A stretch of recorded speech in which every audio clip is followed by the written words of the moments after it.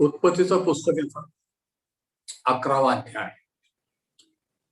आणि वचन 1 ते 9. उत्पत्ती 11, 1 ते 9. जेनेसिस 11, 1 to 9 हा आजचा शास्त्र भाग आहे. आणि आजच्या संदेशाचं शीर्षक आहे मॅन वर्सेस गॉड, मनुष्य विरुद्ध देव. आणि शेवटी देव जिंकतो. कधी असा विचार केला की ह्या भाषा ज्या जगामध्ये आहेत या कुठून आल्या किंवा कशा सुरू झाल्या? कधी असं वाटतं का की एकच भाषा जर असते, एकच प्रकारचे लोक जर असते तर किती चांगलं झालं असतं, नाही? आणि अनेकांना वाटतं आणि अनेकांचे तसे प्रयत्न पण आहेत की सर्व एक व्हावं. परंतु याची सुरुवात कुठून झाली हे महत्वाचं आहे. आणि हे सर्वांची सुरुवात आपल्याला उत्पत्तीच्या पुस्तकात आढळते. बरेच जण म्हणतात की आम्हाला प्रगटीकरण शिकवा, परंतु उत्पत्ती जर नीट माहीत नाही तर प्रगटीकरण किंवा शेवट हे समजून घेण्यात काही अर्थ नाही, नाही का? सुरुवात कशी झाली आणि उत्पत्तीच्या पुस्तकामध्ये जगाची सुरुवात, सृष्टीची सुरुवात, माणसाची सुरुवात, पापाची सुरुवात, इस्रायल राष्ट्राची सुरुवात, सर्व गोष्टींची सुरुवात आहे. देशांची सुरुवात आणि भाषांची सुद्धा सुरुवात. तर आज आपण पाहू या वेगवेगळ्या भाषा कुठून आल्या, कशा सुरू झाल्या. आता आपण पाहिलं याच्या अगोदरची पार्श्वभूमीमध्ये की पृथ्वीवर जलप्रलय येऊन गेला. नोहान त्याचं कुटुंब वाचलं, त्याचे 3 मुलं आणि 3 सुना, आणि त्यांच्याद्वारे ते पृथ्वीवर पांगले गेले.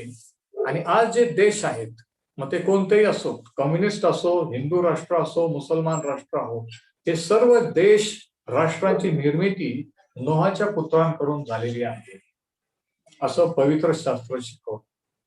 म्हणजे काय? म्हणजे हे की आपण जरी वेगळ्या देशाचे, जाती धर्माचे असतो तरीही आपला निर्माणकर्ता एक आहे. आमेन.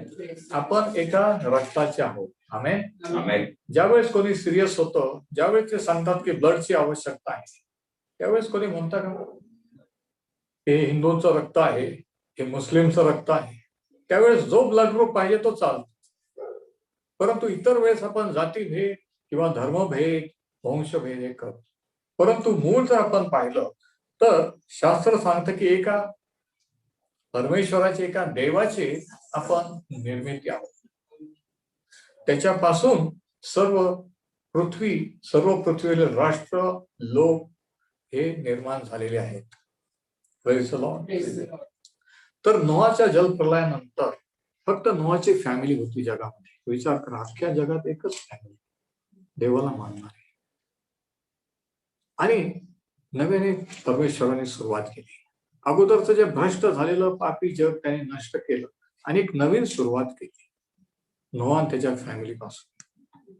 नोहा विशेष होता म्हणून नाही, तर तो देवाला भिवून वागणारा होता म्हणून देवाची त्याच्यावर कृपादृष्टी झाली. त्याने त्याला तारू करायला सांगितले. ते तारू ख्रिस्ताचं प्रतीक आहे.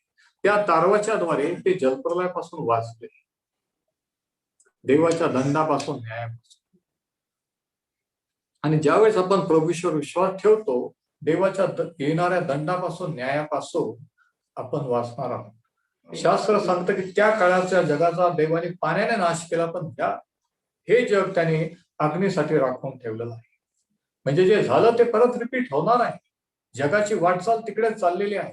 कोणाला खरं वाटो अगर न वाटो, जे परमेश्वराने सांगितलं, जे घडलं ते इतिहासात घडलं, सध्या घडत आहे आणि बाकीचं घडणार आहे.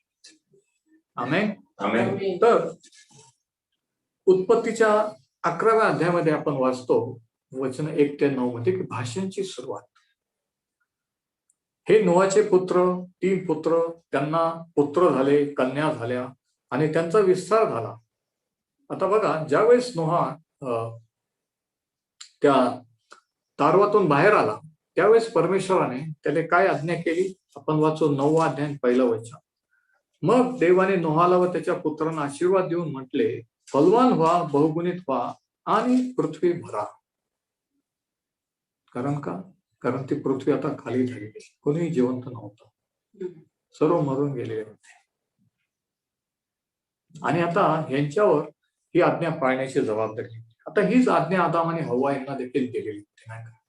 परंतु आदाम हव्वाच्या काळातलं जग जलप्रलयात नष्ट झालं आणि आता नवीन जगाची सुरुवात, नवीन युगाची सुरुवात नोहापासून झालेली आहे. आता ही आज्ञा होती की सर्व पृथ्वीवर जाऊन ती पृथ्वी व्यापून टाका, फलद्रूप व्हा. आणि 10वा अध्यायाचं 5वं वचन बघा.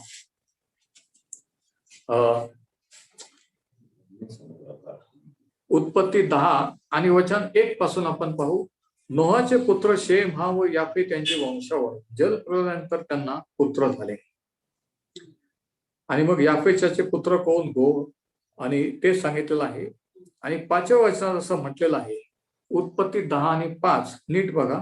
यांनी समुद्र तीरींचे निरनिराळे देश वसविले. आणि आता ऐका, भाषा, कुळ व राष्ट्र या परत्वे ते भिन्न भिन्न झाले. म्हणजे या ठिकाणी असं म्हटलेलं आहे की ह्या पुत्रांना, नोहाच्या आणखी पुत्र आणि कन्या झाल्या. ते पृथ्वीवर विस्तारले, पांगले गेले आणि मग वेगवेगळे देश त्यांनी वसवले, वेगवेगळ्या ठिकाणी पृथ्वीवरच्या जाऊन राहिले. आणि भाषा, कुळ व राष्ट्र यामुळे ते भिन्न भिन्न झाले. भाषा, पण ऍक्च्युली भाषांची सुरुवात कशी झाली हे आपल्याला 11व्या अध्यायात मिळते. म्हणजे 10व्या अध्यायामध्ये नोहाच्या पुत्रांची वंशावळी आहे. 11व्या अध्यायात 10व्या वचनापासून तर 32व्या वचनापर्यंत परत वंशावळी आहे. आणि ह्या 2 वंशावळींच्या मध्ये ही घटना आहे, ही स्टोरी आहे की वेगवेगळे देश आणि भाषा कशा निर्माण. म्हणजे काय एक भाषा होती का? बघा 11वा अध्याय 1लं वचन. सर्व पृथ्वीची एकच भाषा, एकच बोली होती. एक भाषा होती का? हो. नोहा त्यांच्या फॅमिलीची, त्याच्या आदाम हव्वापासून तर थेट नोहापर्यंतच्या काळातल्या जगाची, सर्व लोकांची एकच भाषा आणि एकच कुळ होता. आता काही जणांना असं वाटतं की एका जातीचे, एका भाषेचे एक जर असले तर ऐक्य होऊ शकतं, तर आपण आशीर्वादित होऊ शकतो, तर आपण यशस्वी होऊ शकतो. पण ही धारणा योग्य आहे? असं झालं का? आपण पाहू हेच 11व्या अध्यायात आपण. कारण आज अनेकांना असं वाटतं की जर एकच भाषा, एकच सर्व काही जर केलं, एकच धर्म, एकच विश्वास, एकच, तर आपण सुखी होऊ, यशस्वी होऊ. अनेक तज्ञांचं मत आहे आणि तिकडे जगाची वाटचाल पाहू. परंतु हे प्रयत्न आता जे जगातील विद्वान लोक करत आहेत, एक्सपर्ट, हे त्या काळातल्या विद्वानांनी देखील तसा प्रयत्न केला, पण त्याच्यातून काय निष्पन्न झालं ही आजच्या स्टोरी मध्ये आपण पाहणार आहोत. तर सर्व पृथ्वीची एकच भाषा आणि एकच बोली होती. बघा, म्हणजे पहिल्या वचनामध्ये परिस्थिती किंवा कंडिशन सांगितलेली आहे. ही कंडिशन कशी होती? आता 11व्या अध्यायाचं वचन 1 आणि 9 हे खरं तर 10व्या अध्यायाच्या 5व्या वचनाच्या त्या ठिकाणी पाहिजे, परंतु लेखकाने म्हणजे मोशेने ते नंतर दिलेले. कारण 5व्या वचनात 10व्या अध्यायाचे आपण वाचलं की वेगवेगळ्या भाषा आणि कुळ निर्माण झाले. पण कसे झाले हे 11व्या अध्यायाचे 1 आणि 9 मध्ये आहे. किती जणांना समजतंय काय बोलतो? किती जण फॉलो करत आहे? हरवून जाऊ नका. तर पहिला पॉइंट, द कंडिशन, वचन 1 मध्ये परिस्थिती ही एक भाषा, एक लोक. आता ह्याच्यामुळे ऐक्य होऊ शकलं असताना यशस्वी झाले असते, पण तसं झालेलं नाही. कारण का? कारण जरी भ्रष्ट पापी लोक जलप्रलयामध्ये नष्ट केले, तरीही नोहा आणि त्याच्या पुत्रांमध्ये, ते पण आदाम आणि हव्वाची संतान असल्यामुळे आदामापासूनचा पापी स्वभाव त्यांच्यातही होता. म्हणजे काय? देवाने न्याय केला, परंतु तो पापी स्वभाव आदाम हव्वापासूनचा होता. माणूस पाप करतो म्हणून पापी नाही, माणूस पापी आहे म्हणून पाप करतो. लक्षात घ्या. हे करतो, ते करतो म्हणजे, किंवा मी हे करत नाही, ते करत नाही म्हणजे मी पापी नाही असं नाही. माणसाचा प्रॉब्लेम आतून आहे, बाहेरून नाही. म्हणून किती सुशिक्षित झाला, किती क्वालिफाईड किंवा सोफिस्टिकेटेड झाला, तरी माणसाचा अंतःकरण, विचारकरण हे दुष्ट असतं. किती हुशार झाला तरी त्या हुशारीचा उपयोग विध्वंसासाठी, नाशासाठी कसा करावा हे माणूस सुचवतो. आणि त्याचाच पुरावा हे क्षेपणास्त्र वगैरे युद्धाची शस्त्र आहे, की देवाने ज्ञान बुद्धी दिलेली आहे, परंतु ती नाशासाठी एकमेकांची. म्हणजे पापी स्वभाव हा प्रॉब्लेम आतून आहे, बाहेरून नाही आहे. म्हणून ते म्हणतात की चांगल्या वस्तीत राहिलो किंवा चांगल्या लोकात राहतो आपण सुधारतो नाही. जोपर्यंत पापाचा इलाज होत नाही, क्षमा होत नाही, तोपर्यंत आपण कशाही लोकात राहिलो तरी तो पापी स्वभाव बदलत नसतो. आणि या ठिकाणी काय झालं की यांना वाटतं की आता आपण एक होऊन काहीतरी मोठं काहीतरी करू. आणि मग काय झालं बघा पुढे, वचन 2 पुढे असे झाले की पूर्वेकडे जाता जाता त्या लोकांना शिनार देशात एक मैदान लागले. त्या लोकांना म्हणजे कोणाला? नोआचे पुत्र आणि कन्या. हे आता हे वाढत चालले. आता यांची वाटचाल पृथ्वीवर ते पसरायला लागलेली आहे. 10व्या अध्यायात आपण वाचलं ते ऑलरेडी पसरले देश झाले, परंतु ते कसे झाले याचं ह्या ठिकाणी वर्णन आहे की पूर्वेकडे ते वाटचाल करू लागले. आणि शिनार देशात, शिनार हे बॅबिलॉन किंवा ग्रीक भाषेमध्ये बॅबिलोनिया याचं प्राचीन काळाचं नाव आहे. आणि प्राचीन काळातला बॅबिलॉन म्हणजे आजचा इराक हा देश आहे. इराक देशाचं जुनं नाव बाबेल आहे, बॅबिलॉन. म्हणजे हे लोकेशन, ह्या घटना कुठं घडत आहे? इराकमध्ये. शिनार देशात एक मैदान लागले, तेथे त्यांनी वस्ती केली. प्लेन किंवा मैदान लागले आणि त्या मैदानात त्यांनी वस्ती केली. आता वस्ती केली जे मराठीत लिहिलं ते ओरिजिनल मध्ये असं आहे की ते सेटल झाले, ते स्थायिक झाले. आता लक्षात घ्या, प्रत्येक शब्द हा महत्वाचा आहे. प्रत्येक शब्दाने वचनाचं गुज किंवा प्रगटीकरण मिळत असते. वस्ती करून राहिले, ते सेटल झाले. त्यांना सांगितलं होतं पृथ्वी व्यापून टाका, विस्तार करा, परंतु त्यांनी ती आज्ञा मोडलेली आहे. त्यांनी पाहिलं की आता हे लोकेशन चांगलं आहे, आपण सेटल होऊ, आणि ते सेटल झाले. काय झालं? त्यांनी देवाची आज्ञा मोडलेली. पुढे काय झालं बघा, वचन 3 ते एकमेकांना म्हणू लागले, चला आपण विटा करू, पचक्या भाजू. त्यांनी दगडाऐवजी विटा आणि चुन्याऐवजी डांबर वापरले. आता त्या काळामध्ये सिमेंट कॉन्क्रीट नव्हतं. मग त्यांनी असा शोध लावला की मातीपासून आणि ह्या वस्तूंपासून विटा तयार करायच्या. विटांचं एक त्यांनी बांधकाम करू. आता हे बांधकाम काय होतं बघा. मग ते म्हणाले, वचन 4 चला आपल्यासाठी एक नगर निर्माण करून गगनचुंबित शिखराचा एक बुरुज बांधू. बघा प्लॅन काय होता. एक शहर, सिटी, आपण म्हणू शकतो स्मार्ट सिटी, नाही का, त्यांच्या काळातली ती स्मार्ट सिटी. आणि तेवढंच नाही, शहरच नाही तर त्याच्यामध्ये टावर, गगनचुंबी इमारत.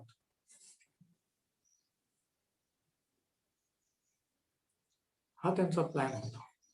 आणि एवढ्यावर ते थांबले नाही. या रीतीने आपले नाव करू, आपण कोण आहोत हे आपल्या पुढच्या पिढीला आणि येणाऱ्या पिढीला कळेल की हे शहर आपण बांधलेलं आहे, हा बुरुज आपण बांधलेला आहे, हे पुढच्या पिढीला कळेल आणि आपलं नाव पिढ्यानपिढ्या राहील. आणि मग या रीतीने आपले नाव करू म्हणजे आपली पृथ्वीवर पांगापांग होणार नाही. देवाने सांगितलं की पृथ्वीवर पांगले जा, विस्तार करा.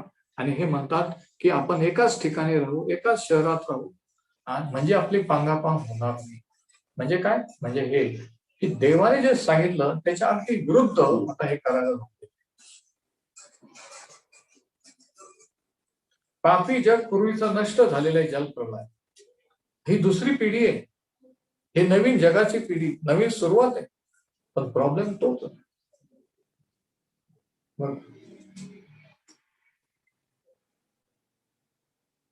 त्यांनी ठरवलं की आपण पृथ्वीवर पांगणार नाही.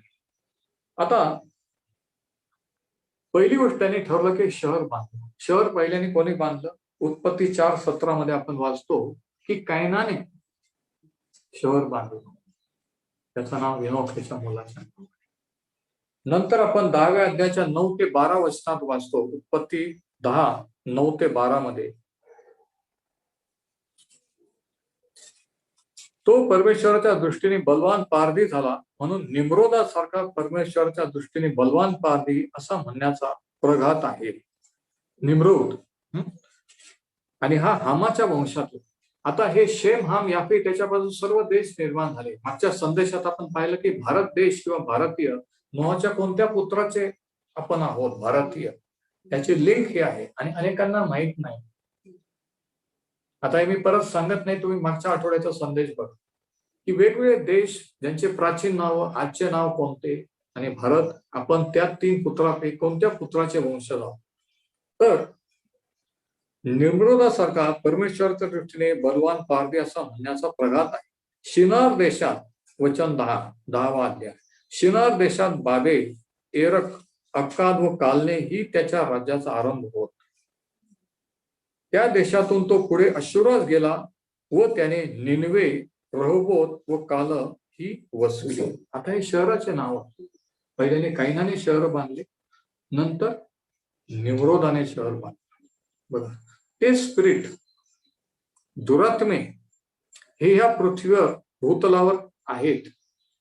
लोक मरून जातात, परंतु ते दुरात्मे अस्तित्वात राहतात आणि ते सैतानाचा हेतू सिद्धीस नेत असतात. आणि या ठिकाणी बघा, त्याने हे शहर वसविले, हेच ते मोठे शहर होय 12व्या अध्यायाच्या शेवटी. आणि हा निम्रोद हा हामाच्या वंशातला होता. आणि हाच निम्रोद आहे की ज्याने, हे आपण 11व्या अध्यायात वाचतोय की आपण एक शहर बांधू, बुरुज बांधू, याचं लिडिंग ऍक्च्युली कोणी केलेलं आहे? निम्रोदाने केलेलं आहे. आणि त्यांचा उद्देश होता की आपण स्वतःच ते नाव बघा. आता त्यांची भाषा एक आहे, एकाच वंशातले आहे, एका भाषेचे आहे, युनिटी आहे. पण ह्या युनिटीचा, या ऐक्याचा कसा दुरुपयोग होत असतो. युनिटी सुद्धा काही वेळेस किती घातक असू शकते, त्याचा परिणाम काय होऊ शकतो हे या ठिकाणी आपण पाहतो.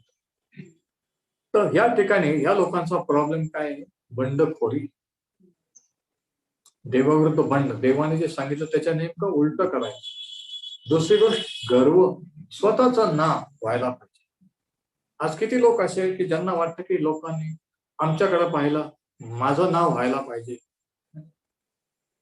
नाव लौकिकासाठी, प्रसिद्धीसाठी किती लोक, परंतु याचं मूळ कारण असं गर्व. आणि मग नंतर अविश्वास. की समजा जर आपण पांगले गेलो, तुम्ही म्हणाल अविश्वास कसा? ऐका, समजा जर आपण वेगवेगळ्या ठिकाणी, वेगवेगळ्या देशात पांगले गेलो आणि जर काही अडचण, काही धोका ओढवला, तर आपण कसं सुरक्षित राहू? आपल्याला काय सिक्युरिटी?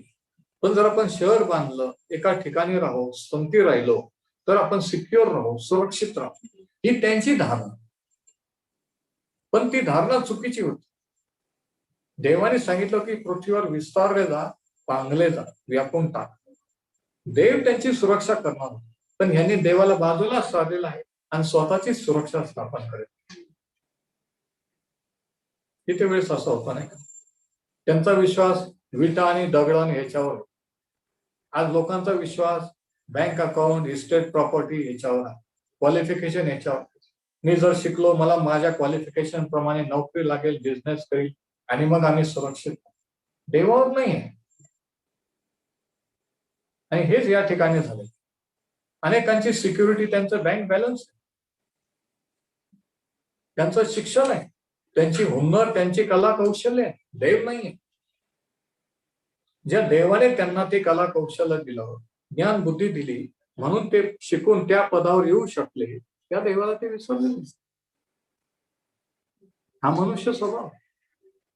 आणि या ठिकाणी हे घडत आहे. आणि मग याला देवाचा प्रतिसाद. तर पहिल्या वचनात आपण पाहतो परिस्थिती, दुसऱ्या वचनात माणसाचा उद्देश, वचन 2 ते 4 दुसरा पॉइंट, आणि तिसरा पॉइंट वचन 5 ते 9 मध्ये देवाचा प्रतिसाद.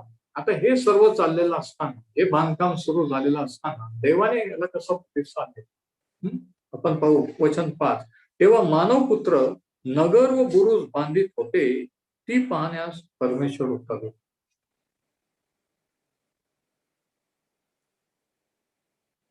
नगर व बुरुज बांधण्यासाठी परमेश्वर उतरला. आता हे उतरला आपण वाचतो, आपल्याला असं वाटतं की देव स्वर्गातून पाहू शकला नाही का? त्याला स्वर्गातून दिसत नव्हतं, खाली उतरून जवळून पाहावं लागलं. काय नेमका अर्थ काय? बायबल स्टडी वेगळा, बायबल रिडिंग वेगळं. एखादा पुस्तक म्हणून, शास्त्र वाचताना देवाचं वचन म्हणून त्याच्यातून समजावून घेणं, याच्यात जमीन आसमानचा फरक. परमेश्वर आता यांचा प्लॅन बघा काय, आणि हा डेंजरस प्लॅन. कारण आपल्या सर्वांना माहित आहे की ठराविक 25 ते 30,000 फुटाच्या नंतर ऑक्सिजन जसं आपण डोंगरावर पर्वतावर जातो तसं दम लागायला लागतो, म्हणजे ऑक्सिजन कमी व्हायला. आता समजा यांचा प्लॅन आहे शहर वसवल्यानंतर तिथं बुरुज बांधायचं, तो बुरुज ते टावर. आता 25-30 हजाराचा टावर झाल्यानंतर काय होणार होतं? ऑक्सिजन संपणार होतं, ते मरून जाणार. किती जण ऐकत आहे, किती जणांना समजतंय मी काय, पण त्यांना हे लक्षात नाही, त्यांना याची जाणीव नाही. त्यांचा एक कलमी कार्यक्रम ठरलेला आहे, जसा आज अनेकांचा, की मी माझं नाव करीन, मी माझ्याच इच्छेप्रमाणे करीन, मी कोणाचं ऐकणार, मी देवाचं ऐकणार, देव काही नाही, असं म्हणून काही जणांनी जसं काही कायदा हातात घेतलेला आहे. आता हा डेंजरस प्लॅन, हा चुकीचा प्लॅन, पण त्यांना त्याच्यात चूक दिसत नाही. जेव्हा आपण चुकीचा प्लॅन करत असतो आपल्याला आपली चूक दिसत नसते, आणि काही वेळेस दुसऱ्याने चूक दाखवली तर आपल्याला राग येतो. शास्त्र सांगतं की जो फटकून राहतो तो स्वतःची इच्छा करू इच्छितो. जर आपण सुधारू आपली दुसऱ्यांकडून होऊ देत नाही तर आपण डेंजर झोन मध्ये आहोत. कारण जर फजिती होईल, खड्ड्यात पडाल तर त्याला आपणच जबाबदार आहोत, दुसरे नाही. म्हणून शास्त्र सांगते की सल्ला मसलतीने भेद सिद्धीचा. देवाने सर्व दान एकालाच दिले नाही. ख्रिस्ताच्या मंडळीमध्ये वेगवेगळे दान, वेगवेगळे. आपल्याला एकमेकांची गरज आहे. चर्च वन मॅन शो नाहीये, लक्षात घ्या. हालेलुया. तर परमेश्वराने खाली उतरून आला म्हणजे काय, की हे चुकीचं चाललेलं आहे, हे आता स्वतःचा नाश करून घेणार आहे. मी जे सांगितलं त्याच्या विरुद्ध करून स्वतःचाच घात करणार. जास्त उंचीचा जर ते टावर गेलं तर हेच बेशुद्ध पडून यांचं ऑक्सिजन संपून हेच मरून जाणार. हे परमेश्वराने पाहिलं आणि त्याची उपस्थिती त्यांच्यामध्ये उतरून आला म्हणजे काय, की देवाची दया, देवाची कृपा. मी असं म्हणतो, काय गरज होती उतरून द्यायची, काय गरज होती ह्या लोकांना आपली उपस्थिती जाणीव करून द्यायची. हे यांनी ठरवलं होतं की आम्ही आमच्याच इच्छेप्रमाणे करणार, पण शास्त्र सांगते की देव कन्वण व कृपाळू, तो निर्माण करताय. आपल्याला जरी कळत नसतं तरी त्याला कळतंय, आपण त्याची निर्मिती आहोत, त्याला काळजी आहे. म्हणून सांगितलेलं आहे की तो परमेश्वर उतरला. परमेश्वर म्हणाला, वचन 6, पहा हे लोक एक आहेत, या सर्वांची भाषाही एकच आहे आणि यांच्या करणीचा केवळ आरंभ आहे. तर हे जे काही करण्याचे येतील ते करण्यास यांना कशानेही अटकाव होणार नाही. आता या ठिकाणी एक प्रिन्सिपल, एक तत्व आहे की ज्या वेळेस एक विचाराने कोणती गोष्ट लोक ठरवतात ती घडून येत असते, ती घडून येण्याची क्षमता असते. किती जण ऐकत आहे? म्हणून सैतान एक होऊ देत. म्हणून मंडळी चर्च कोणाच्या डोक्यात काहीतरी घालून तो काहीतरी विचार पसरवतो आणि एकमेकांपासून वेगळं करतो. कारण देवाचं तत्व आहे की हे लोक जर एक आले, या ठिकाणी परमेश्वर म्हणतो की कोणतीही गोष्ट त्यांना थांबवणार नाही, अटकाव करणार नाही. एकत्र होऊन जर ठरवलं हे करायचं तर ते होऊ शकतं.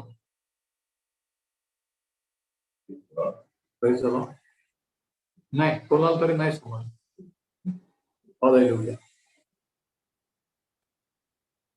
परमेश्वर म्हटला, वचन 6, की पहा हे लोक एक आहेत, या सर्वांची भाषाही एकच आहे आणि यांच्या या करणीचा केवळ प्रारंभ आहे.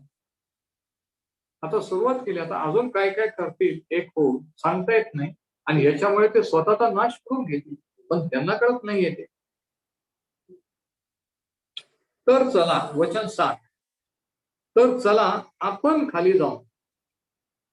आपण, परमेश्वर म्हणाला, आणि या ठिकाणी आपण म्हणजे परमेश्वर एक आहे का अनेक आहे? या ठिकाणी आणखी एक प्रगतीकरण आपल्याला पाहायला की पवित्र शास्त्र शिकवते की देव एक असून 3 व्यक्ती आहे. देव जो पिता, देव जो पुत्र, देव जो पवित्र. दृश्य रूपाने डोळ्याने पाहण्यासाठी फक्त प्रभू येशू ख्रिस्त दृश्य रूपाने, देवाला कोणी कधी पाहिलेलं नाही. तर म्हणून म्हणजे देव जो बाप, पुत्र आणि पवित्र आत्मा, परमेश्वर म्हणतो चला आपण खाली जाऊन त्यांच्या भाषेचा घोटाळा करू. कशाचा घोटाळा करू? भाषेचा घोटाळा करू. म्हणजे त्यांना एकमेकांची बोली समजायची नाही.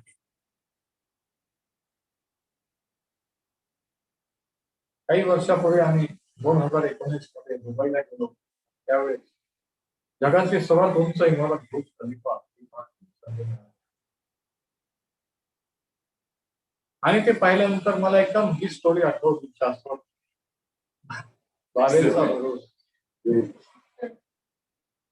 ती किती उंच इमारत, जगातले वेगवेगळ्या देशाचे लोक कशा रीतीने, किती अद्भुत रीतीने ती बांधलेली आहे.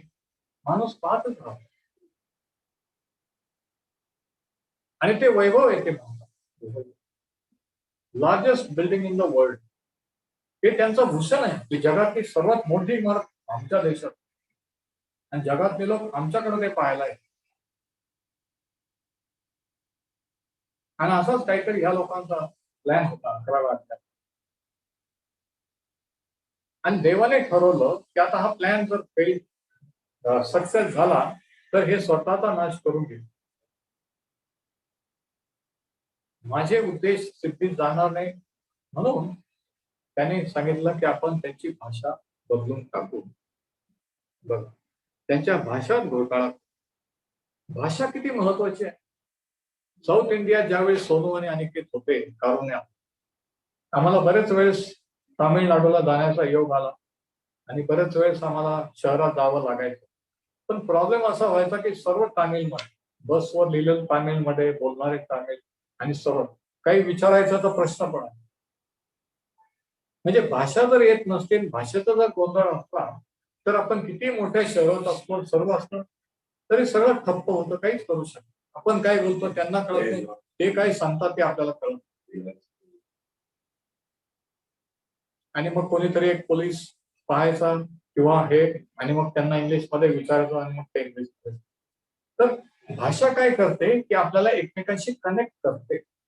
आजचा विषय भाषांची निर्मिती किंवा भाषांचा उगम, मनुष्य विरुद्ध देव, ही जंग सुरू झालं, लढाई, आणि देव जिंकला. देवाने, कारण देव कधी हारत नसतो. देवाने भाषाचा गोंधळ, कारण भाषा आपल्याला एकमेकांशी कनेक्ट करते. आपण पाहतो आपल्या भाषेत. मला अजूनही आठवतं की पहिल्या इंटरव्ह्यूला अनिकेतच्या ज्यावेळेस कारुण्यात इंटरव्ह्यू झाली, आणि सर्व देशातले वेगवेगळ्या भाषेचे लोक आणि वेगळ्या याच्यात बोलत होते, आणि त्या लाईन मध्ये आणि या मुलांचे इंटरव्ह्यू चालू असतात, अचानक एक व्यक्ती त्यांच्या मुलीशी मराठीतून बोलतो, आणि मी ते ऐकलं आणि इतका आनंद झाला की अरे, दक्षिण भारतात कोणीतरी मराठी बोलणार आहे. आणि ते इंटरव्ह्यू संपल्यानंतर लगेच आम्ही एकमेकांना भेटलो, आणि ते पण खुश झाले, आम्ही पण खुश. म्हणजे भाषा कशी आपल्याला कुठं जोडते, भाषा किती महत्वाची आहे. आता मी हे का सांगत आहे, ह्याच्यासाठी की देवाच्या दृष्टीने भाषा किती महत्वाची आहे, की हा प्रॉब्लेम, माणसाचा प्रॉब्लेम वाढत जाऊ नये म्हणून देवाने भाषेचा उपयोग केला, आणि भाषेचा उपयोग नाही समज. ज्यांनी प्रार्थना करून बसलेले आहेत की प्रभू तू माझ्याशी बोल, त्यांना समजत. पण ज्यांचं लक्ष नाहीये त्यांना समजत नाही. हे दिव्य प्रगती. भाषा देवाच्या दृष्टीने महत्वाची आहे. जशी भाषा आपल्याला एकमेकाशी कनेक्ट करते, तशी भाषा आपल्याला देवाशी पण कनेक्ट करते. थोड्याच वेळात मी ते पण तुम्हाला शास्त्रातून दाखवणार. म्हणून कनेक्टेड राहा, हरवून जाऊ नका, मोबाईल खेळू नका, मुलांशी खेळू नका, दिव्य प्रगतीकरण कॅच कर.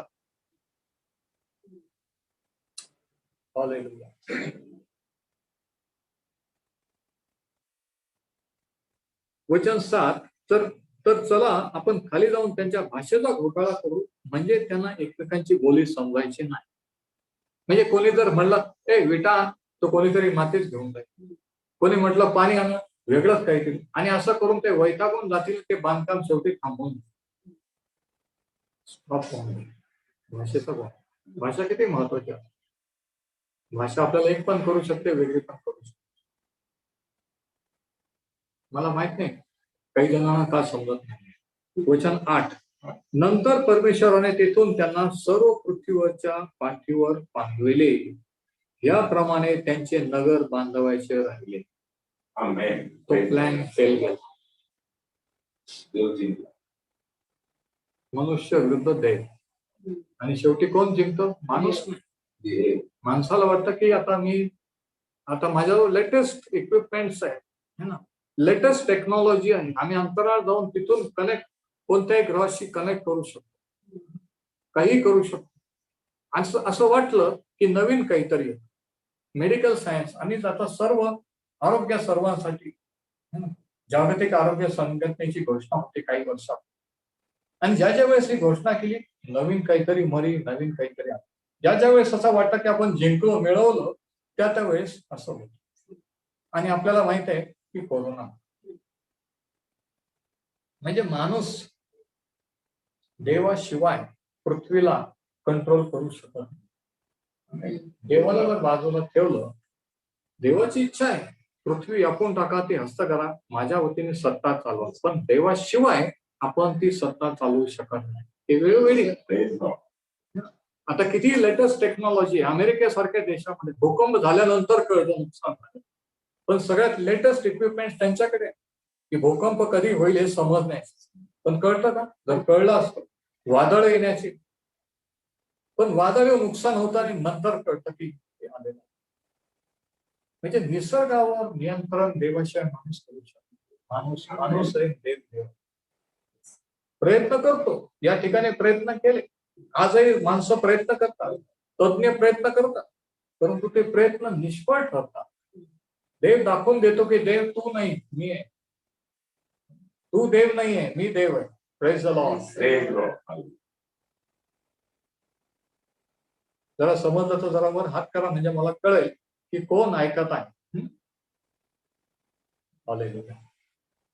असं नुसतं मख्ख सारखं बसू नका, आपण देवाचं वचन ऐकत आहात.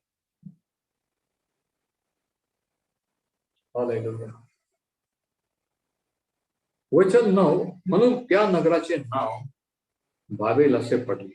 आता ही जी घटना आहे, हे 5वं वचन 10व्या अध्यायाचं जे आहे, हे या ठिकाणी ही घटना घडली 10व्या अध्यायाच्या 5वं. आणि मग 9वं वचन बघा. म्हणून त्या नगराचे नाव बाबेल असे पडले. बाबेल या शब्दाचा अर्थ गोंधळ किंवा कन्फ्युजन, आणि त्याच्यावरून बॅबिलॉन प्राचीन नाव आजचं इराक हे आलेलं आहे, म्हणजे गोंधळ. कारण त्या ठिकाणी परमेश्वराने सगळ्या जगाचा भाषेचा घोटाळा करून तेथून त्यांना सर्व पृथ्वीच्या पाठीवर पांगविले. असे नाही पांगले जात, अशा रीतीने पांगले गेले. एका भाषेचे आपण वेगळं राहू, त्यांच्या भाषेचे ते वेगळा राहू, वेगळे झाले, पांगले गेले, आणि देवाचा उद्देश सिद्धीच केला. पहिला धडा. माणूस त्याच्या बुद्धीने आणि युक्तीने देवाचे उद्देश किंवा देवाच्या योजना आणून पाडू शकत नाही. Man cannot thought God's purposes. देवाने जे ठरवलं, परमेश्वर म्हणतो मी जो संकल्प केला, मी ठरवलं, तो मी घडवून आणणारच. त्याला कोणताही सरकार, कोणताही देश, कोणताही तज्ञ अडववा येऊ शकत नाही. इतिहास याला साक्षी आहे. जे परमेश्वरा विरुद्ध गेले ते नामशेष झाले.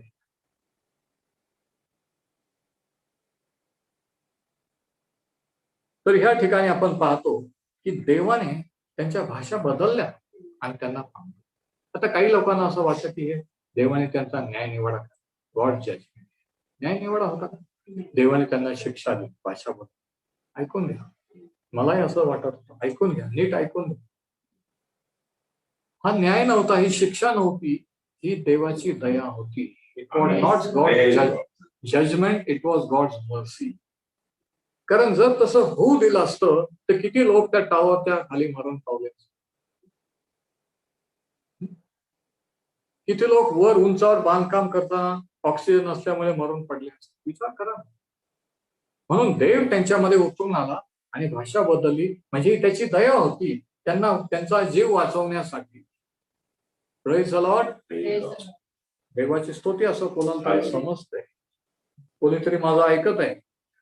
नीतिसूत्र याचा 19वा अध्याय 21वा वचन बघा. प्रोव्हर्ब्स 19:21.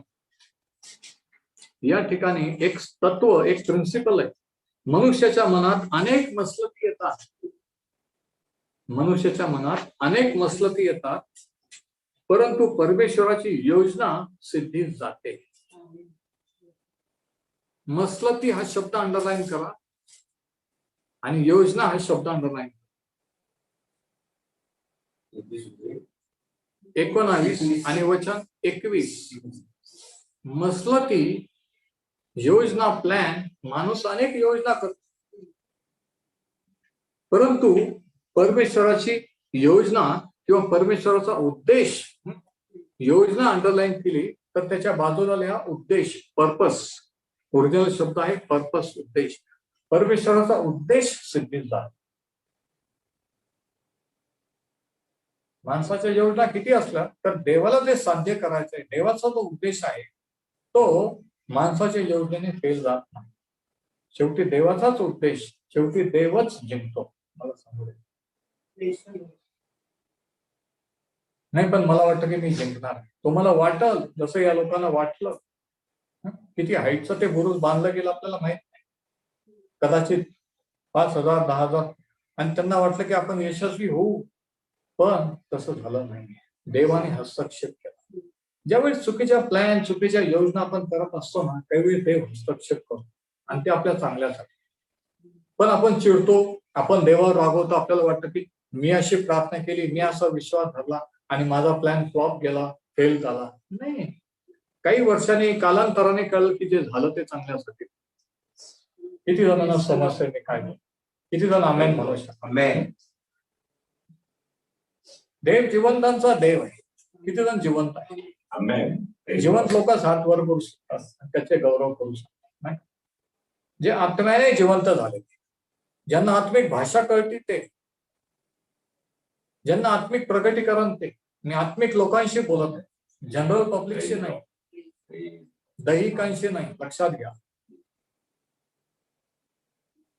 पाऊल म्हणतो की आम्ही आत्मिक गोष्टी आत्म्याच्या शब्दात जुळवून सांगतो. हे दिव्य ज्ञान, दिव्य प्रगतीकरण. म्हणून परमेश्वर म्हणतो मी ज्ञानाचे ज्ञान नष्ट करेन, मूर्खांची बुद्धिमत्ता भ्रष्ट करेन. या जगाचे ज्ञानी गेले कुठे? एक व्हायरस जो डोळ्याला दिसत नाही, त्या एका व्हायरसने सगळ्या जगाला वेठीस झालं. फार मोठं देवाने काहीतरी होऊ दिलं नाही, एक अदृश्य, एक बारीक व्हायरस.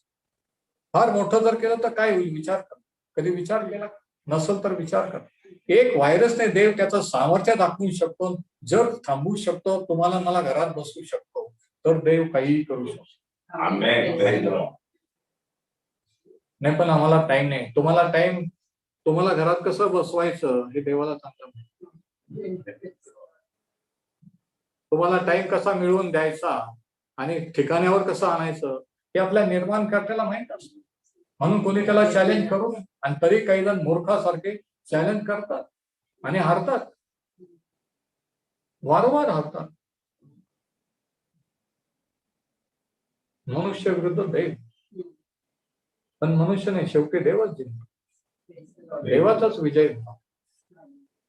म्हणून शहाणपणा याच्यात आहे की प्रभू मी हारलो, माझ्या योजना मी तुझ्या अधीन करतो, माझ्यापेक्षा तुला समजतं. पुढच्या 5 वर्षात 10 वर्षात काय होणार, आज काय होणार, उद्या मला नाही, पण तुला माहित आहे. माझे प्लॅन मी तुझ्या, ह्याच्यात शहाणपणा आहे. सगळ्यात शहाणपणा ह्याच्यात आहे, सेन्सिबिलिटी.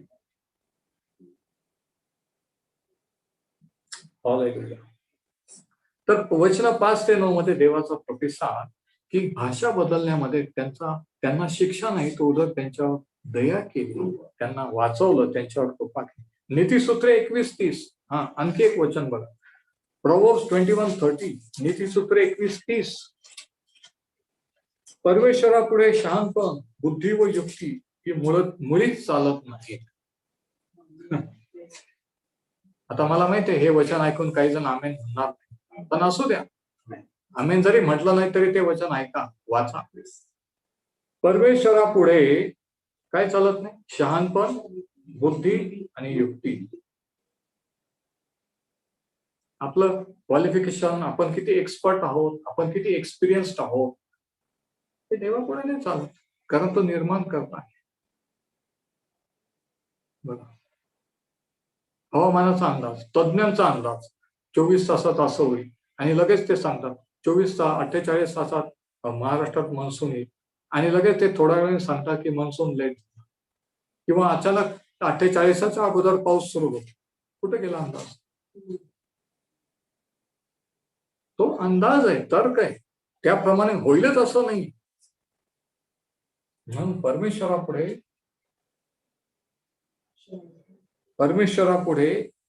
हे वचन पाठ करण्यासारखं आहे. लहान मुलांनीच नाही, मोठ्या माणसांनी सुद्धा.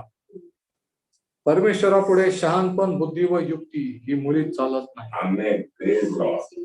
मोठ्या माणसांनो हे वचन पाठ करा. आवडते वचन पाठ करायला लावू नका. जे वचन आवडत नाही ते सुद्धा महत्वाचे आहे, ते सुद्धा शास्त्र वचन आहे, लक्षात घ्या. आवडत्या वचनावर आपण उपदेश करतो, आवडते वचन वाचतो, आपण आवडते वचन मुलांना शिकवतो. बाकीचं काय? जे खटकतं ते सुद्धा देवाचं वचन आहे. संपूर्ण शास्त्र देवाचं वचन. ते म्हणायचे आम्हाला गोडगोड संदेश सांगा, गोडगोड सांगा की सर्व चांगलं होईल, तुम्ही समृद्ध व्हा, येशू ख्रिस्त बरं नाही. येशू ख्रिस्त कृपा करतो, प्रीती करतो, पण तो न्याय सुद्धा करणार आहे. तो न्याय सुद्धा करतो, आणि हे असं सांगायला कोणाला आवडत नाही, पण ते सत्य आहे. आणि सत्य कोणाला आवडतं? खरं बोललेलं कोणाला आवडतं? पण याच्यावर आपली आत्मिक लेवल किती आहे हे कळतं. जर आत्मिक वाढ होत असेल तर तुम्ही खरं बोलायला आवडेल. जर खरं बोलायला आवडत नसेल म्हणजे तुम्ही आत्म्यातून अजून वाढलेलं नाही. तुमची बुद्धी शहाणपण देवाला सरेंडर केलेलं नाही. तर महत्वाचा धडा हा की देव सार्वभौम आहे, आणि माणसाने किती प्रयत्न केले, काही केलं तरी शेवटी माणूस हरतो आणि देव जिंकतो. देवाची योजना किंवा उद्देश माणूस उलथून टाकू शकत नाही. आता काही महत्वाचे धडे आपल्याला किंवा काही तत्व याच्यावर शिकायला मिळतात. 4 तत्व, 4 महत्वाचे धडे जर तुम्ही लिहून घेत असाल, 4 प्रिन्सिपल्स और 4 लेसन्स दॅट वी लर्न. पहिलं, माणसाच्या योजना देवाचे उद्देश कधी बदलू शकत नाही किंवा उलथून पाडू शकत नाही. माणसाने किती योजना प्लॅनिंग केलं तरी देवाचा जो उद्देश आहे तो सिद्धीचा. आणि म्हणून काही वेळेस मी तुम्हाला सांगतो, देवाचे लोक विश्वासारे अमुक गोष्टीसाठी विश्वास धरतात, प्रार्थना करतात, आणि वेगळं काहीतरी होतं, प्रार्थनेप्रमाणे घडत नाही. म्हणजे काय? ते सुद्धा देवाचं उत्तर आहे, ऐकून घ्या. कारण देवाचा उद्देश जो आहे, प्लॅन, तो सिद्धीत जाणं महत्वाचं आहे. तुमचा माझा प्लॅन हे नाही. आपल्याला आपलं पडलेलं आहे की मला असं व्हायला पाहिजे, मला हिच्याशी लग्न करायला पाहिजे, मला ही नोकरी, मला ही मिनिस्ट्री, मला पाळत व्हायचंय, मला सुरुवात. तुम्हाला काय व्हायचं, काय करायचा उद्देश नाही. तुमच्या जन्मापूर्वी देवाने कशासाठी तुम्हाला जगात पाठवलं, त्याच्या राज्यात आणलं, हे सत्य प्रगट केलं. तुमचं काय करायचं आहे हे त्याने अगोदर ठरवलेलं आहे. आणि ते त्याला घडवून आणायचं. तुम्ही आणि मी काय मागतो आणि काय विश्वास धरतो हे महत्वाचं नाही. म्हणून पहिला धडा हा की man's plans will never thwart God's purposes. मनुष्याच्या योजना देवाचे उद्देश उलथून पाडू शकत नाही. दुसरा धडा किंवा दुसरं तत्व हे की purity and obedience to God is more important than unity.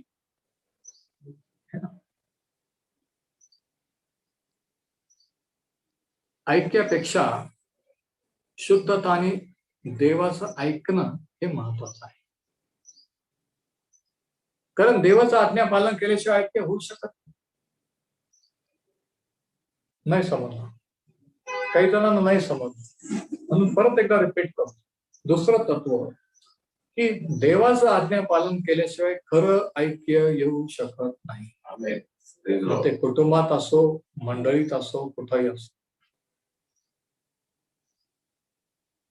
आणि याच कारण आहे की जे ऐक्याचा प्रयत्न करतात एक होण्याचा, का एक होत नाही? घरात का एक होत नाही? का बरं घरात होत नाही? कोणीतरी देवाचं आज्ञापालन करत नाही. कोणीतरी बंडखोर त्या घरात आहे की जे अजून देवाला शरण आले नाही. त्या व्यक्तीने जर शरण आले तर त्या कुटुंबात ऐक्य येईल. कुटुंबात ऐक्याला तर मंडळीत ऐक्य येईल आणि मग समाजात ऐक्य येईल. म्हणजे true unity comes only by obedience. खरं ऐक्य हे आज्ञापालनाने येत असतं.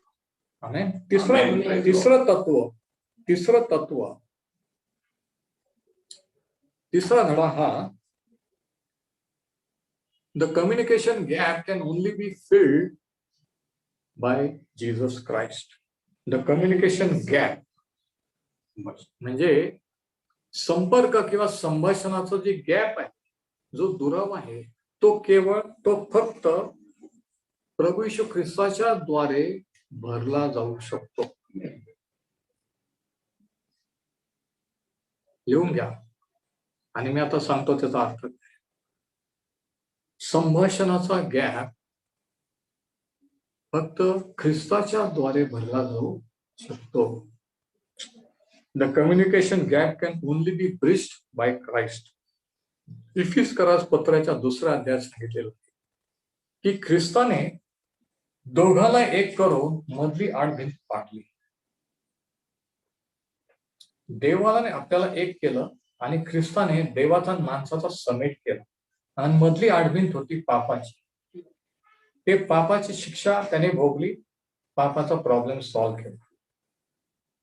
Praise the Lord. ख्रिस्ताने काय केलं? हे केलं मानव जातीसाठी, जगासाठी. पण जग म्हणजे काय? वेगवेगळे देश, वेगवेगळ्या भाषाचे लोक. ऐकून घ्या. म्हणजे ख्रिस्ताच्या द्वारे वेगवेगळे देश आणि वेगवेगळ्या भाषेचे लोक देवाबरोबर आणि एकमेकाबरोबर एक होऊ शकतात. हे आजचं प्रगटीकरण आहे. किती जणांना समजलं? वेगवेगळ्या भाषेचे, देशाचे, जातीचे लोक ख्रिस्तामध्येच एक होऊ शकतात. ख्रिस्ताच्या द्वारे एक येऊ शकते तशी नाही. संयुक्त राष्ट्र संघ, युनायटेड नेशन्स ऑर्गनायझेशन स्थापन झाल्यापासून देशामध्ये शांती आणण्यासाठी, युनिटीसाठी प्रयत्न करत आहे. पण स्थापन झाल्यापासून तुम्हाला माहित आहे, मला माहित आहे की जगामध्ये तेव्हापासून आज किती ठिकाणी शांतता झाली, किती ठिकाणी लढाया चालल्या, सध्या होत आहे. आणि हे सर्व तिकडे बसले टॉप लेवलचे एक्सपर्ट लोक आहेत, तज्ञ आहेत. परंतु ते सुद्धा वेगवेगळ्या देशांच्या पंतप्रधान, राष्ट्रपती यांच्यामध्ये ऐक्य आणू शकलेले नाही. माणसाचा एक होण्याचा प्रयत्न फेल गेलेला आहे. ऐकून घ्या. माणूस हारलेला आहे. ऐकून घ्या. देव जिंकलेला आहे. कारण ऐक्य फक्त ख्रिस्ताच्या द्वारेच होऊ शकतं. आणि आणखी एक प्रगटीकरण. किती जण नवीन प्रगटीकरण ऐकायला असतं? किती जण प्रार्थना करून बसले की प्रभू तो माझ्याशी. बाबेलच्या बुरुजाच्या वेळेस त्या ठिकाणी एक भाषा सर्वांची होती. देवाने त्यांची भाषा बदलली आणि वेगवेगळ्या भाषा ते बोलू लागले. वेगवेगळ्या भाषांचं ओरिजिन किंवा उगम झालं. वेगवेगळ्या भाषा निर्माण झाल्या. पण प्रेषितांची कृत्ये, आणि आता ऐका, आणि जर समजलं तर हात वर करा. हे प्रगटीकरण प्रेषितांची कृत्याच्या 2ऱ्या अध्यायात ज्यावेळेस प्रभू येशूने सांगितल्याप्रमाणे पवित्र आत्म्याचं पृथ्वीवर आगमन झालं जगामध्ये, पेंटिकॉस्टच्या दिवशी शिष्य 120 जण एकत्र बसलेले होते, ऐकून घ्या. आणि हे सर्व यहुदी होते, एका भाषेचे होते, ऐकून घ्या. त्यांच्यामध्ये दुसरे सुद्धा 120 टोटल बसलेले होते. आणि सणानिमित्त आलेले वेगवेगळ्या देशाचे भाषेचे लोक त्या ठिकाणी. किती जण ऐकत आहे? आता मी ते प्रकटीकरण सांगतो. आणि काय झालं की ज्या वेळेस प्रभू येशूने सांगितल्याप्रमाणे त्यांच्यावर पवित्र आत्मा उतरला, ते पवित्र आत्म्याने भरले. शास्त्र सांगतं 2 अध्यायाच्या 4थ्या वचनात प्रेषितांचे कृत्याच्या की ते निरनिराळ्या भाषा बोलू लागले. ते म्हणजे कोण? 120 प्रभू येशूवर विश्वास ठेवून. आणि ते म्हणजे हे एकाच भाषेचे होते, यहुदी होते. त्याच्यात फॉरेनर कोणी नव्हता, भारतीय कोणी नव्हता. ऐकून लक्षात. पण पवित्र आत्मा आल्यानंतर काय झालं, ते वेगवेगळ्या भाषा बोलत. आता कालांतराने त्यांनी सुवार्ता सांगितली आणि वेगवेगळ्या भाषेच्या लोकांनी पण विश्वास ठेवला. ते ख्रिस्ताकडे आले, त्यांनाही पवित्र आत्म्याचं दान मिळालं. आणि त्या अन्य भाषेवरून, वेगवेगळ्या भाषेवरून त्या आत्म्याने त्यांना एकमेकांशी जोडला. उत्पत्तीत आपण पाहतो की भाष्यामुळं देवाने त्यांना वेगळं केलं. आणि प्रेषितांच्या कृत्याच्या 2ऱ्या अध्यायात आपण पाहतो की वेगळ्या झालेल्या भाषेच्या लोकांना देवाने त्याच्या पवित्र आत्म्याने एक केलं. आता किती जणांना समजलं? देवाची स्तुती असो, कोणाला तरी समजत नाही. तर देवाचा पवित्र आत्मा, आपण जरी वेगळ्या भाषेचे देशाचे लोक असतो तरी एक आत्मा त्याने आपल्याला दिलेला आहे. म्हणून शास्त्र सांगतं की एक देव, एक प्रभू येशू ख्रिस्त, एक विश्वास, एक बाप्तिस्म. त्या ऐक्यात यावं. आणि ते ऐक्य कधी होतं? देवाच्या स्वतःच्या प्रयत्नाने नाही. या लोकांनी प्रयत्न केले, फेल गेले. म्हणजे त्या अन्य भाषेचा हे प्रथम फळ होतं. त्यांना मिळालेल्या अन्य भाषेचा दान ही पहिल्या शतकानंतर 21व्या येणाऱ्या शतकांमध्ये, पिढींमध्ये वेगवेगळ्या देशाचे लोक, भाषेचे लोक देवाच्या राज्यात देव आणणार आहेत. आणि जरी त्यांच्या भाषा वेगळ्या आहेत तरी ते देवामध्ये एक होणार आहे. किती जण आमेन? आहे चौथा आणि शेवटचा धडा. चौथं तत्व हे की विविध निरनिराळे कार्यक्रम चर्चचे, मंडळीतले, समाजातले हे खरं ऐक्य आणू शकत नाही. वेगवेगळे कार्यक्रम किंवा प्रयत्न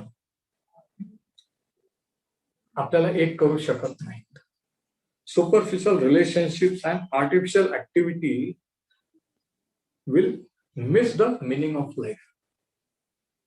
आपल्याला वाटतं की आपण एका ठिकाणी एकत्र जमलो, एकत्र आलो, एकमेकाशी इंटरॅक्शन केलं तर आपण एक होऊ. नाही, जोपर्यंत पवित्र आत्मा मिळत नाही, जोपर्यंत पवित्र आत्मा आपल्याला एक करत नाही, तोपर्यंत आपण एकमेकांशी खऱ्या अर्थाने जोडले जाऊ शकत नाही. किती जणांना समजते? एका चर्चमध्ये असू शकतो तरी मतभेद असू शकतो. तुम्ही माझ्या मंडळीत असून सुद्धा तुमचे माझ्याशी मतभेद असू शकतो. पण जर पवित्र आत्मा तुम्हाला मिळाला, मला मिळाला, तर तोच आत्मा आपल्याला एक करेल. नाही तर म्हणजे कोणीतरी रॉंग आहे तर तुम्ही रॉंग आहे, नाही तर मी रॉंग. तुम्हाला चुकीचा आत्मा आहे, नाही तर मला चुकीचा आत्मा आहे. पण जर एक आत्मा आहे तर मतभेद होण्याचं काही कारण नाही. म्हणून चौथं तत्व हे की कार्यक्रम किंवा प्रयत्न किंवा वेगवेगळे विविध विधी आपल्याला आपल्यामध्ये ऐक्य आणू शकत नाही. हे काही महत्वाचे धडे आपण या घटनेवरून शिकतो. आणि सर्वात महत्वाचं हे की माणूस देवाच्या योजना फेल करू शकत नाही. शेवटी देवच जिंकतो, शेवटी त्याचा योग व्हायचा. आता विचार करा, त्या देवावर तुम्ही विश्वास ठेवायला तयार, तुमचे प्लॅन, तुमच्या योजना त्याच्या अधीन आणायला तयार. कदाचित आजपर्यंत तुम्ही प्रयत्न करत असाल की मी असं करेल, तसं करेल, मी इकडे जाईन, हे बिझनेस करेल, मी फॉरेनला जाईन, किंवा मी तसं करेल, पण घडून आलेलं नसेल तर विचार करा. देव तर तुम्हाला थांबवित, देवाने तर तुमची भाषा बदलली नाही. पण मला वाटतं सैतानाचं पहिल्याने आपल्याला सैतान आठवतो, देव थांबवित. जर तुम्ही देवाचे हात अगोदर देवाचा हात आठवला, सैतानाला का क्रेडिट द्यायचं? बरेच लोकांकडून मी असं नाही, पण मला वाटतं बघा ह्याच्यामध्ये काहीतरी दुरात्मा असं पहिल्याने दुरात्मा सैतान ही भाषा. कोणी असं म्हणत की मला असं वाटतं का त्याची देवाचा आत्मा तर मला आवडत नाही, देव तर मला दुसऱ्या देशाला नेत नाही, असं फार क्वचित जण म्हणतात. आणि जे म्हणतात त्यांच्याबद्दल देवाची स्तुती असते. काही वेळ देव हस्तक्षेप करतो, आपले प्लॅन फेल जातो यासाठी की त्याचे उद्देश सिद्धी जातात. आणि म्हणून तुमचे जर प्लॅन सिद्धी जात नसतील तर हार मानून त्याला शरण या, मला नाही. त्याच्या समोर कबूल करा की प्रभू मी हल्लो, म्हणजे प्लॅन तुझ्या आले, तुझा जो उद्देश माझ्या जीवनाबद्दल, माझ्या लग्नाबद्दल, माझ्या बिझनेस बद्दल, माझ्या नोकरी धंद्याबद्दल, तुझा जो प्लॅन मला दाखव, मी ते करीन. मी माझा प्लॅन बाजूला ठेवेन, तुझ्या इच्छेप्रमाणे हो. परमेश्वर हे वचन आशीर्वादित कर. त्यावेळेस आपण प्रार्थना करणार आहोत. हालेलुया.